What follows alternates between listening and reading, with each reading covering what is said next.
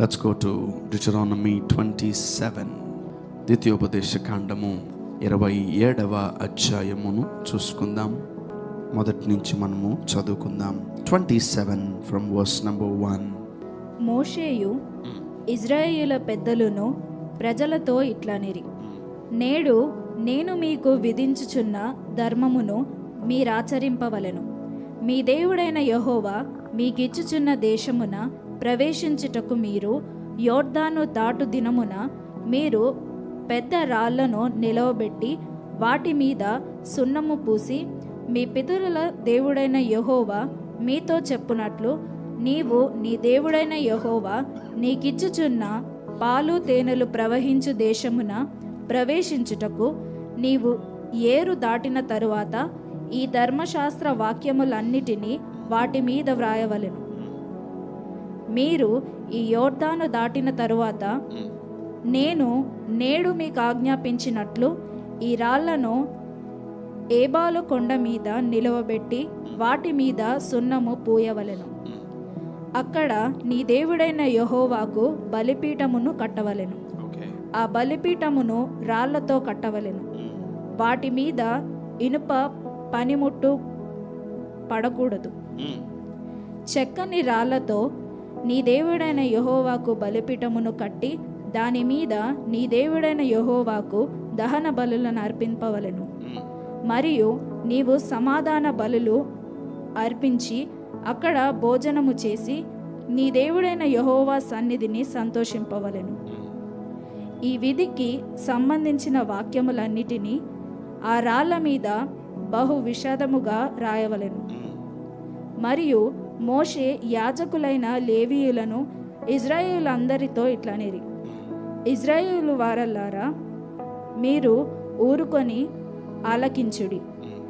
నేడు మీరు మీ దేవుడైన యెహోవాకు స్వజనమైతిరి గనుక మీ దేవుడైన యెహోవా మాట విని నేడు నేను నీకు ఆజ్ఞాపించు ఆయన కట్టడలను ఆయన ఆజ్ఞలను గైకొనవలెను. Okay, go to 12.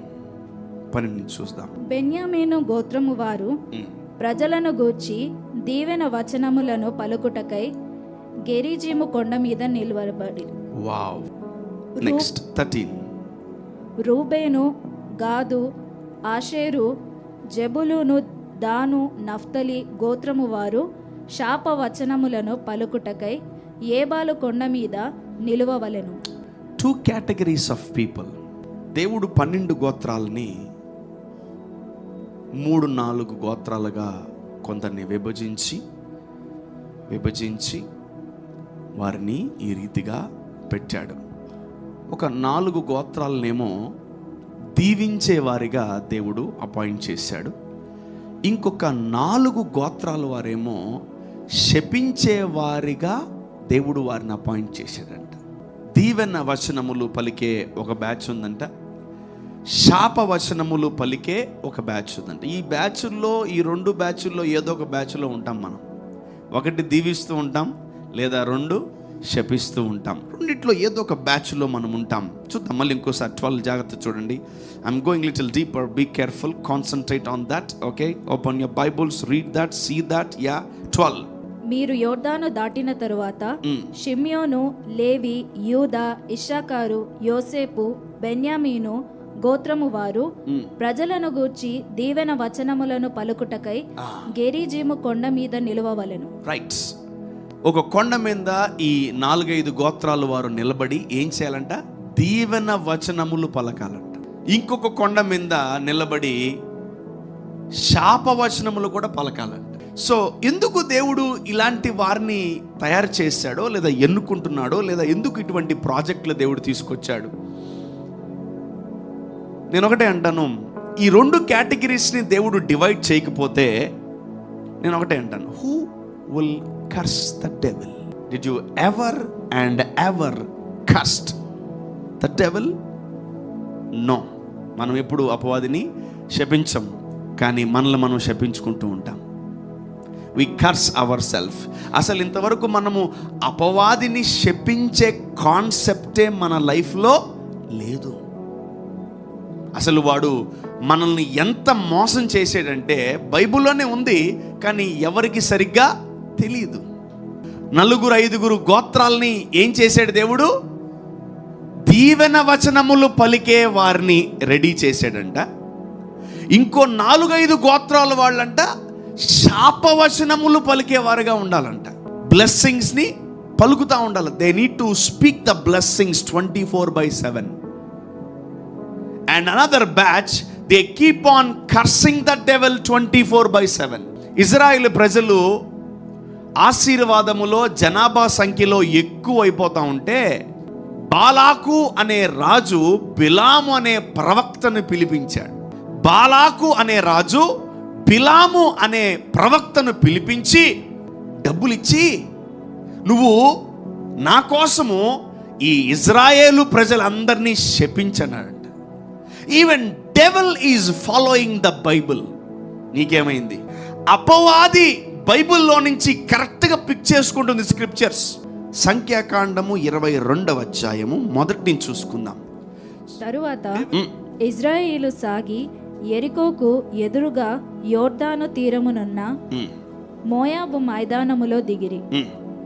సిప్పోరు కుమారుడైన బాలాకు ఇజ్రాయేలు అమోరీయులకు చేసినదంతయు చూచెను. జనము విస్తారముగా ఉన్నందున మోయాబీయులు వారిని చూచి మిక్కిలి భయపడిరి. మోయాబీయులు ఇజ్రాయేలుకు జంకిరి. మోయాబీయులు మిద్యాను పెద్దలతో, ఎద్దు బీటి పచ్చికను నాకియున్నట్లు ఈ జన సమూహము మన చుట్టూ ఉన్నది, యావత్తును ఇప్పుడు నాకివేయననిరి. ఆ కాలమందు సిప్పోరు కుమారుడైన బాలాకు మోయాబీయులకు రాజు. కాబట్టి అతడు బేయోరు కుమారుడైన బిలామును పిలిపించుటకు అతని జనుల దేశమందలి నది యొద్దనున్న పేతోరుకు దూతల చేత ఈ వర్తమానము పంపెను. చిత్తగించుము, ఒక జనము ఐగుప్తులో నుండి వచ్చెను. ఒక జనము ఐగుప్తులో నుండి వచ్చెను. ఇదిగో వారు భూతములను కప్పి నా ఎదుట దిగి ఉన్నారు. కాబట్టి నీవు దయచేసి వచ్చి. సో ఒక బాగా గమనించండి, ఒకవేళ నువ్వు అపవాదికి నచ్చకపోతే అపవాది ఏం చేస్తాడు? నిన్ను కర్స్. నువ్వు కానీ అపవాదికి నచ్చకపోతే వాడు నిన్నేం చేస్తాడు? చెప్పాలి, శపిస్తాడు అని చెప్పండి. వాడికి బైబిల్ తప్ప ఇంకేం తెలీదు. వాడికి ఏం కొత్త పుస్తకాలు ఏం లేవు, పాత పుస్తకాలు ఏం లేవు. ఒకే ఒక పుస్తకం వాడికి తెలిసిన పుస్తకం ఏంటి? Bible. Devil knows the Bible better than you. So ఇందాకేం చెప్పాను? దేవుడు 4-5 గోత్రాలని దీవించే వారిని ఎన్నుకున్నాడు, 4-5 గోత్రాలని శపించే వాళ్ళని ఎన్నుకున్నాడు దేవుడు. ఇది బైబిల్ ఫార్మాట్ ఇది. కానీ మనం ఫాలో అవ్వము. ఎవరు ఫాలో అవుతున్నారంట? అపవాది ఫాలో అవుతున్నాడంట. బాలాకు అనే రాజు ఇజ్రాయేలు ప్రజల యొక్క సంఖ్య ఆశీర్వాదాన్ని చూసి వెంటనే ఎవరిని పిలిపించాడు? బిలాము అనే ప్రవక్తని పిలిపించాడు. He called a prophet for what? ఎందుకు పిలిపించాడు చూద్దాం. Come on, why he called that prophet? నా నిమిత్తము ఈ జనమును శపించుము. ఏంటది? నా నిమిత్తము ఈ జనాల్ని శపించు. ఇప్పుడు చూడండి, శాపాలు ఎలా వస్తాయి? శాపాలు ఎలా వస్తాయంటే మన పితరుల ద్వారా వస్తాయి, మన ద్వారా వస్తాయి, మన తోబుట్టువుల ద్వారా, అందరి ద్వారా వస్తాయి. బట్ ఇంకొక రకాల శాపాలు ఉన్నాయి. ఏం తెలుసా? People spoken curses. మనుషులు పలికిన శాపవచనములు. People spoken curses are very very danger. నీకు అర్థం కాదు. ఎవరో పలుకుంటారు, ఏ ఆడబలికితే నాకేం కాదులే అని వెళ్ళిపోతూ ఉంటాం. బట్ నిన్ను శాపములు వెంటాడుతూ ఉంటాయి. అపవాది నువ్వు ఎదుగుదల చూసి, నువ్వు ఎదగడం చూసి వాడు ఏం చేస్తాడంటే నిన్ను శపిస్తాడు. He will bring people, he will bring prophets, he gives money. వాళ్ళు డబ్బులు ఇచ్చి శపిస్తాడంట. దేవుడు నిర్ణయించిన ఫార్మాటే, దేవుడు తయారు చేసిన ఫార్మాటే మన మీద వదులుతున్నాడు వాడు. బాలాకు అనే రాజు బిలాం అనే ప్రవక్తను, నా నిమిత్తము నీకు డబ్బులు ఇస్తాను, ఈ జనాల్ని శపించు. బాలాకు లాంటి వాళ్ళు ఉన్నారా? ఉన్నారు. బిలాము లాంటి వాళ్ళు ఉన్నారా? ఉన్నారు. చాదబడి చేసేవాళ్ళు, మంత్రాలు చేసేవాళ్ళు, తర్వాత శకునం చూసేవాళ్ళు, తర్వాత రకరకాలుగా మనల్ని హాని చేసేవాళ్ళు, వాళ్ళందరూ కూడా బిలాము కింద వస్తారు. పలుకుతున్న నా నిమిత్తం నువ్వేం చేయాలంట? శాపవచనములు పలకాలంట. సో మనల్ని దీవించే వాళ్ళు తక్కువ, మనల్ని శపించే వాళ్ళు ఎక్కువ. నా నిమిత్తము ఆ, ఈ జనులను శపించుము, నా నిమిత్తము ఈ జనులను శపించుము, వారు నాకంటే బలవంతులు, వారు నాకంటే బలవంతులు, వారిని హతము చేయుటకు వారిని హతము చేయుటకు నేను బలమొందుదునేమో. ఆ, అప్పుడు ఉమ్, నేను ఈ దేశములో నుండి వారిని తోలివేయుదును. ఉమ్, ఏలయనగా నీవు దీవించువాడు దీవింపబడుననియు, శపించువాడు శపింపబడుననియు నేనెరుగుదును. సో చూడండి, అపవాది కూడా ఈ ఫార్మాట్ తీసుకుంది. ఏంటా ఫార్మాట్? శపించడం, దీవించడం, శపించడం, దీవించడం. సో ఇజ్రాయెల్ ప్రజల మీదకి ఒక గొప్ప వాగ్దానం ఉంది. ఏంటా వాగ్దానం తెలుసా? చూద్దాం. I will show you that promise. 19:19 దేవుడు అబద్ధమాడుటకు ఆయన మానవుడు కాడు, పశ్చాత్తాప పడుటకు ఆయన నరపుత్రుడు కాడు. ఆయన చెప్పి చేయకుండునా, ఆయన మాట ఇచ్చి స్థాపింపకుండునా. ఓకే, ఇదిగో దీవించుమని నాకు సెలవాయను, ఆయన దీవించెను, నేను దాన్ని మార్చలేను. ఆయన యాకోబులో ఏ దోషమును కనుగొనలేదు, ఇజ్రాయేల్లో ఏ వంకరతనమును చూడలేదు. ఓకే, 23 నిజముగా యాకోబులో మంత్రము లేదు, ఇజ్రాయేలులో శకునము లేదు. వావ్! అందుకనే ప్రతి కుమారుడు కుమార్తె వాగ్దానము చేత నింపబడాలి. సో నీ మీద 100 మంది పలుకుతారు, నీ మీద డబ్బులు ఇచ్చి పలికిపిస్తారు, నీ మీద వెనకాల చేతబడులు చేస్తుంటారు, నీ మీద వెనకాల నిమ్మకాయలు పిండుతుంటారు, నీ వెనకాల భయంకరంగా తిడుతుంటారు.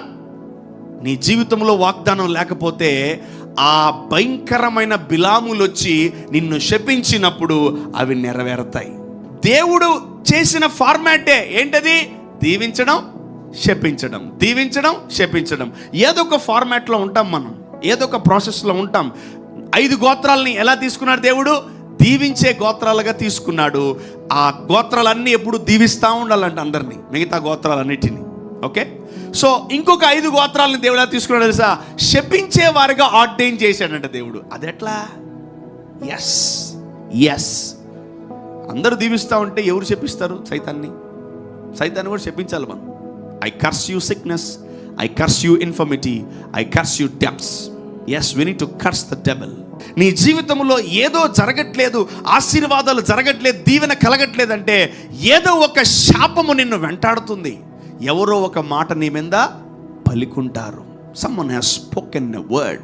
నువ్వు ఎట్లా బాగుపడతావో నేను చూస్తా, నువ్వు ఎట్లా స్వస్థపడతావో నేను చూస్తా, నువ్వు ఎలా బ్లెస్ అవుతావో నేను చూస్తా, నేను కూడా చూస్తా. సో వీటన్నిటినీ మనం జయించాలి, వీటన్నిటిని మనము ఎదిరించాలంటే మన జీవితంలో వాగ్దానం ఉండాలంట. ఆమేన్. చూడండి, దేవుడు యాకోబులో ఏ దోషము కనబడలేదు, ఇజ్రాయేల్లో ఏ వంకరతనమో కనబడలేదు. మనల్ని ఎవరు శపిస్తున్నారు? ఈ శాపానికి విరుగుడు లేదా? మనుషులు పలుకుతున్నారు. సరే, నేను అవన్నీ మా పితరుల శాపాలన్నీ గెలిచేశాను, ఇంకేంటి బ్రదర్ నా జీవితం ఇంకా బ్లెస్ అవ్వలేదంటే, ఎవరో మనలంటే గిట్టనోళ్ళు ఉన్నారు. వాళ్ళు ఏం చేస్తున్నారు? లోపల సనుగుట, గొనుగుట, కొరుకుట, నలుపుట, రకరకాలుగా తిరుగుట, ఏమేమో జరుగుతున్నాయంట మనుషుల్లో. నీ మీద మనుషులు ఏం పలుకుతున్నారంట? శాపవచనములు పలుకుతున్నారంట. ఈరోజు మనమందరము కూడా బిలాములను గ్రహించాలి. సో ఈరోజు బిలాములు ఎలా ఉన్నారంటే, డబ్బులు తీసుకొని శపించే బ్యాచ్. ఎస్, డబ్బులు తీసుకొని శపిస్తున్నారు. ఆయన ఇట్లాంటి సినారియో అక్కడ చూసారా? ఫస్ట్ బైబిల్లో జరిగింది, ఆ కాలంలో జరిగింది, ఇప్పుడు ఈ కాలంలో కూడా జరుగుతుంది. రకరకాల వ్యక్తులు అందరూ కూడా చీకటికి శపించడానికి ఎక్కువగా ట్రైన్ అవుతున్నారు. People are training themselves to curse others. ఎవరున్నారు ఈ భూమి మీద దీవించే వాళ్ళు? దీవెన వచనాలు ఎవరు పలుకుతున్నారు? భార్య మీద ఏ భర్త దీవెన వచనాలు పలుకుతున్నారు? పిల్లల మీద ఎవరు దీవెన వచనాలు పలుకుతున్నారు? తల్లిదండ్రుల మీద ఎవరు దీవెన వచనాలు పలుకుతున్నారు? No one is there to bless, no one is there to speak the blessing. 2 రకాల వ్యక్తులను దేవుడు ఆర్డైన్ చేసుకొని రెడీగా పెట్టాడు. ఎందుకంటే టయానికి బట్టి ఈ బ్యాచ్ ఎప్పుడు కూడా దీవెన వర్షాలు రిలీజ్ చేస్తూ ఉండాలంట. ఈరోజు మనం ఏ బ్యాచ్లో ఉన్నాం మనం అందరం. సో ఎప్పుడైతే నీలో వాగ్దానం ఉంటుందో గుర్తుపెట్టుకో, ఏ శాపము కూడా నీ మీద పనిచేయకుండా పోద్దంట. ఆమేన్. సో ఈరోజు మన కుటుంబాల నుంచి, మనుషుల నుంచే కాదు, ఈ పీపుల్ స్పోకెన్ కర్సెస్ నుంచి కూడా మనము బయటికి రావాలి. ఆమేన్. ప్రభు అంటున్నాడు, I was hearing his voice early morning. నువ్వు బాగు చేయకపోయినా పర్లేదు, కానీ ఒక వ్యక్తిని, నీకున్న అలవాట్లు వేరే వ్యక్తికి డిపాజిట్ చేయకు. Never do that. God is very conscious on that. So Israel ప్రజలకి వాగ్దానం ఉంది, యాకోబు వాగ్దానం ఉంది, ఇస్సాకు వాగ్దానం ఉంది, వాళ్ళ తండ్రిని అబ్రహాము కూడా వాగ్దానం ఉంది. ఆమేన్. వాగ్దానానికి రూపింపబడిన ఏ ఆయుధం వర్ధలదంట. ఒక వాగ్దానం దేవుడు నీకు ఇచ్చాడా, దాని మీద అపవాది ఎన్ని రకాలుగా ప్రయత్నించినా వాడు ఓడిపోతాడంట. ఆమేన్. శాపవచనములు పలుకుటకై ఆ కొండ మీద నిలబడాలంట వాళ్ళు. నెక్స్ట్, అప్పుడు లేవీయులు యెహోవాకు హేయముగా శిల్పి చేతులతో మలచిన విగ్రహమునే గాని పోత విగ్రహమునే గాని చేసి చాటున ఉంచువాడు శాపగ్రస్తుడని ఎలుగెత్తి ఇశ్రాయేలందరితో చెప్పగా ఆమేన్ అనవలెను. అది ఇప్పుడు వరుసగా రాస్తే 26 వరకు శాపవచనాలు ఉంటాయి. మీరు ఇంటికి వెళ్ళి ఒకసారి చదువుకోండి. ఎన్ని రకాలుగా వీళ్ళు శాపవచనాలు అంటే దేవునిని ప్రేమించకపోతే మీరు శపించబడుదురు కాక అంటే ఆమేన్ అనాలంట. అందరూ దేవుణ్ణి దూషించే వాళ్ళందరూ ఏమవ్వాలంట, శాపగ్రస్తులు అవ్వాలంట. వెంటనే సంఘం ఏమనాలంట, ఆమేన్ అనాలంట. వెనకాల బ్యాక్గ్రౌండ్ స్కోర్ ఇవ్వాలంట. అట్లా తన తండ్రినైనను తన తల్లినైనను నిర్లక్ష్యము చేయువాడు, ఏందది, నిర్లక్ష్యము చేయువాడు శాపగ్రస్తుడని చెప్పగా ప్రజలందరూ ఏమనాలంట, వినబాల. ఏంది ఈ శాపాలు ఇలా కూడా పలుకుతారా? It's biblical, it's spiritual. తల్లినైనను తండ్రినైనా దూషించేవాడు ఏమవుతాడంట, శాపగ్రస్తుడు అవుతాడంట. తన పొరుగువాని సరిహద్దు రాయిని, అది పొలాలు, ల్యాండ్లు, ఇల్లులు, తర్వాత రకరకాల వారిని తీసివేయువాడు, తన పొరుగు వారి ల్యాండ్ లో ఆ రాయిని తీసేసేవాడు శాపగ్రస్తుడని ఇప్పుడు లేటెస్ట్ లాంగ్వేజ్ లో కబ్జా.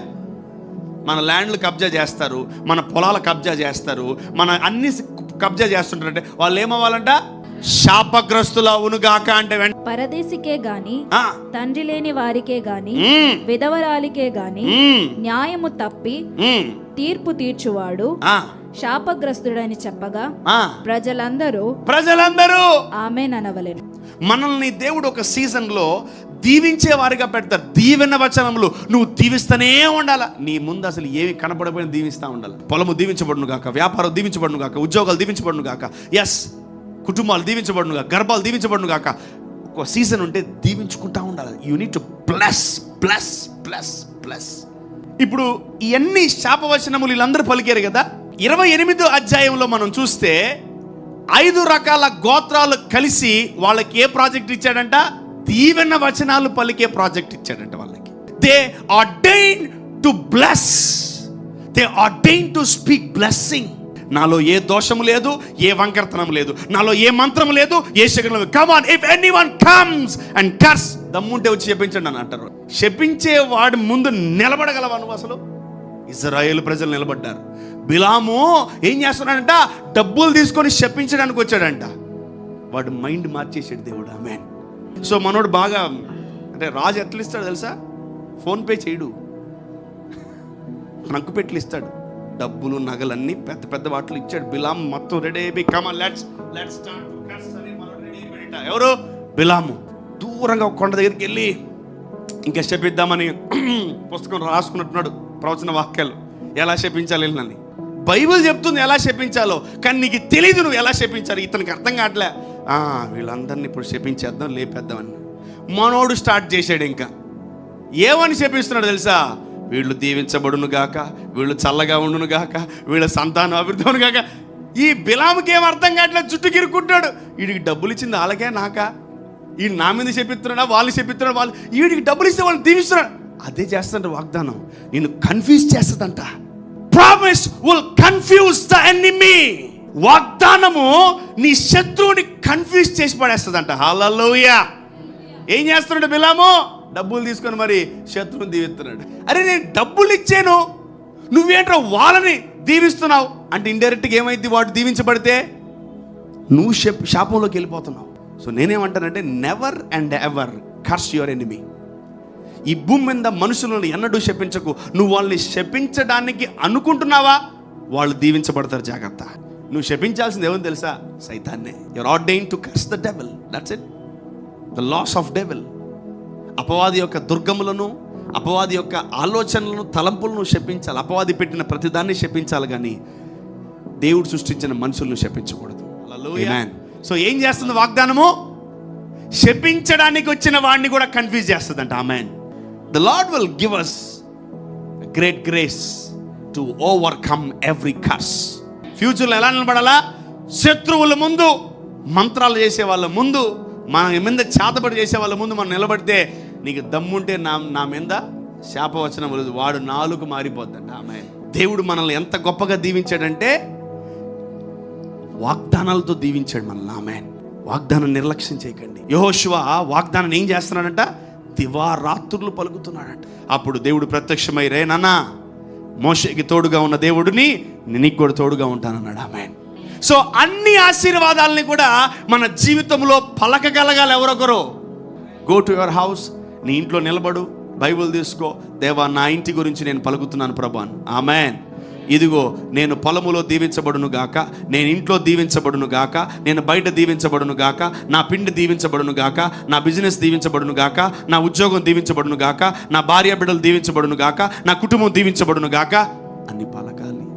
They follow the word. మోషే ఎలా చెప్తే అలా చేసే ప్రజలు వాళ్ళు. So we are neglecting the word, we are neglecting the promises. నీకు దీవించే జ్ఞానం ఉంది, దీవించే పదాలు ఉన్నాయి, అన్నీ ఉన్నాయి, కానీ మనం దీవించట్లేదు ఎవరిని? ఫస్ట్ మనం దీవించుకోవాల్సింది మన కుటుంబాన్ని. ఎవరైతే మనల్ని నాశనం చేయడానికి బయలుదేరారో వాళ్ళ ప్రయాణాలన్నీ ఆగిపోవును గాక.